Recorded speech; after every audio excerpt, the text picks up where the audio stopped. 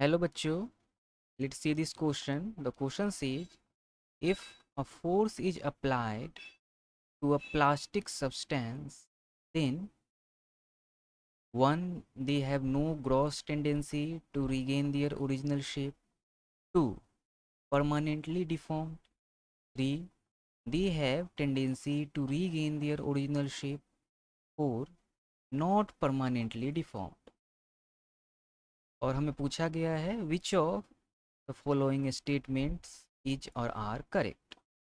तो इन चारों स्टेटमेंट्स में से कौन से स्टेटमेंट्स सही हैं जब प्लास्टिक पर एक प्लास्टिक सब्सटेंस पर फोर्स अप्लाई किया जाता है।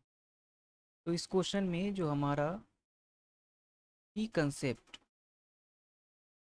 इन्वॉल्व होगा वो होगा डेफिनीशन ऑफ प्लास्टिक। तो प्लास्टिक सब्सटेंस का डेफिनीशन क्या होता है? प्लास्टिक सब्सटेंस वैसे सब्सटेंस होते हैं जो प्लास्टिक सब्सटेंस इलास्टिक सब्सटेंस के ठीक अपोजिट होते हैं। तो प्लास्टिक सब्सटेंस का डेफिनीशन होता है materials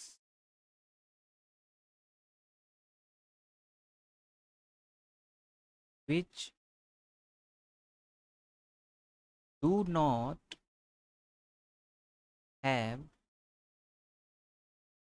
the tendency to regain their original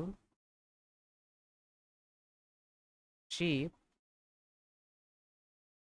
and size once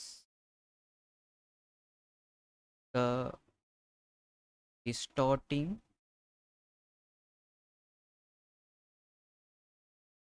force is removed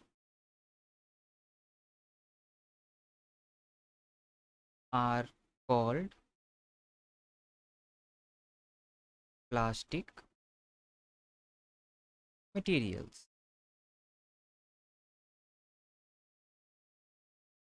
तो हमने फाइंड आउट किया कि plastic materials do not have the tendency to regain their shape. तो इससे क्या होगा, एक बार वो डिफॉर्म हो जाएंगे, डिस्टॉर्ट हो जाएंगे, तो उसके बाद वो डिस्टॉर्ट ही रहेंगे। तो हमारा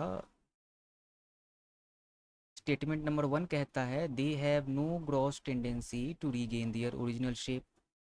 तो ये करेक्ट होगा प्लास्टिक्स के लिए।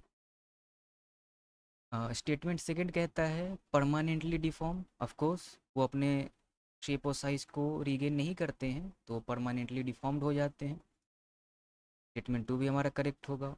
दे have tendency to regain their original shape. No, ये स्टेटमेंट गलत होगा, उनके पास टेंडेंसी नहीं होता है ओरिजिनल शेप गेन करने का। Statement four not permanently deform, ये भी गलत होगा क्योंकि वो परमानेंटली डिफॉर्म्ड हो जाते हैं। तो हमारा स्टेटमेंट वन और टू करेक्ट है, तो हमारा ऑप्शन नंबर बी करेक्ट होगा। Both one and two statements are correct. Hope you understood it well. Best of luck.